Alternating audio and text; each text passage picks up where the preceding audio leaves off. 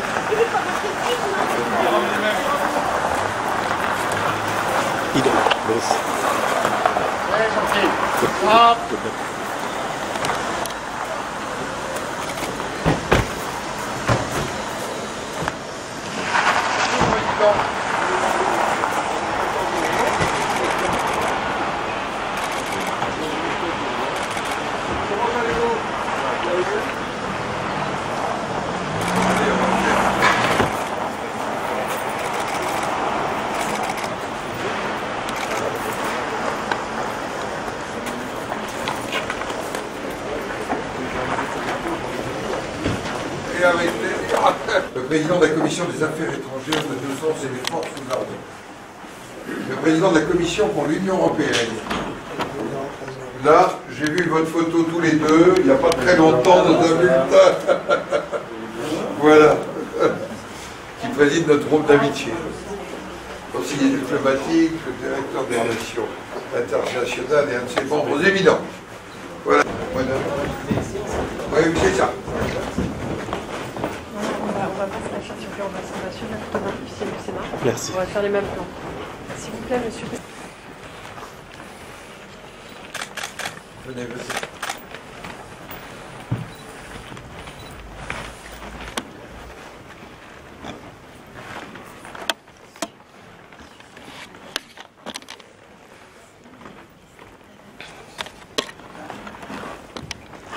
Ça va? Chers collègues, bienvenue. Oui. Bienvenue. Bienvenue.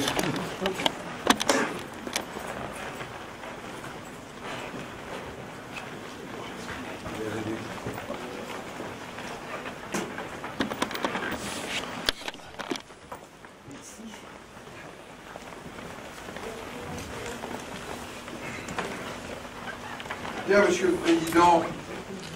Il y a le président de la commission affaires. Oh, c'est là.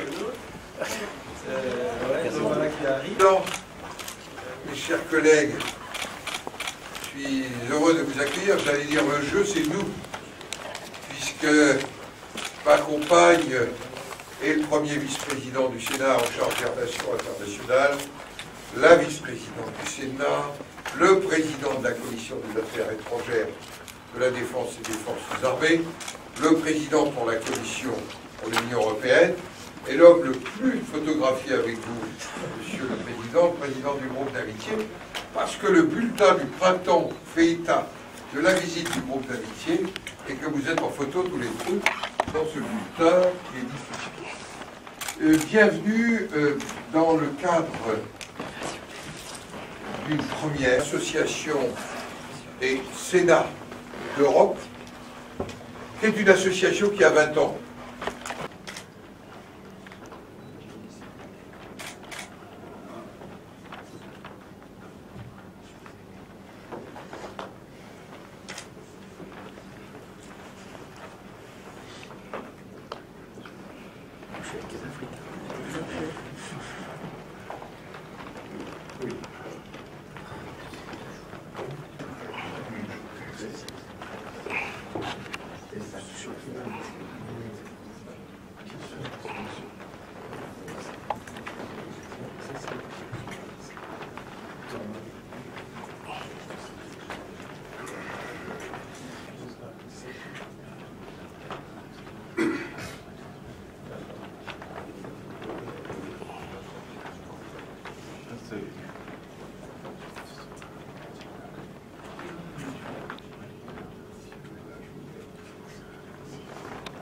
Consolidation de nos relations. C'est ce que nous avons fait. Entre nos deux exécutifs et nos deux pays sur la base de la confiance et du respect mutuel au pluriel. Oui. Alors, c'est bon. Président, c'est bon. Président, on se souvient qu'on était ici en septembre de l'année dernière. Donc l'évolution aujourd'hui, c'est laquelle? D'abord, l'évolution, c'est le plaisir de nous retrouver. Et le président du Sénat du Congo nous avait exprimé à la fois la préoccupation qu'il partageait avec l'exécutif de trouver une solution aux difficultés financières du pays pour que le pays reparte sur de bonnes bases, dans l'intérêt de tous les citoyens, dans l'intérêt aussi des relations mutuelles entre nos pays. Et je dois dire que le président avait souhaité que la France s'engage plus, et notamment le président du Sénat, pour que le Fonds monétaire international, présidé par Madame Lagarde, puisse trouver une voie d'accord et de signer un protocole qui soit dans des conditions à la fois acceptables et qui permettent de tracer un avenir et supportable, parce que encore faut-il qu'il puisse être supporté par les citoyens et la gouvernance. Je dois dire que les perspectives d'une signature en juillet, il faut toujours être prudent, se sont ouverts. Nous sommes intervenus, d'autres sont intervenus. Je dois dire que aussi bien l'exécutif français que le Sénat français, nous sommes intervenus. La seconde des choses, c'est que nous avons fait le point aussi sur nos relations économiques, mais aussi sur nos relations parlementaires. Et alors, comme vous avez un président du Sénat qui sait ce qu'il veut, nous avons entamé une réflexion au mois de septembre sur un protocole d'accord entre nos deux parlements. Alors, je le dis publiquement, le président m'a invité, il a dit qu'il signerait à Brazzaville quand nous serions prêts.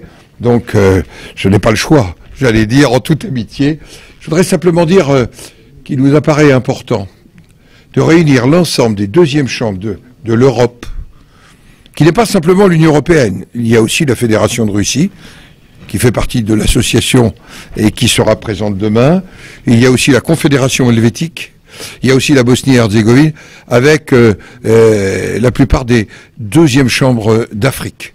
Et pour nous, c'est aussi un témoignage parfois à donner en Europe. Parce que parfois on dit, mais l'Afrique, il y a beaucoup de crises, il y a aussi beaucoup d'avenir en Afrique. Et donc c'est un signal de confiance en direction de l'Afrique, et sans doute parce que nous n'oublions pas que Brazzaville a accueilli, j'allais dire quelque part, non mais l'honneur de la France à un moment difficile, et que, vous savez les amis, c'est comme les étoiles, c'est pendant la nuit qu'on peut les compter. Et nous avions pu compter sur le Congo à ce moment-là, donc ça ne s'oublie pas. Voilà.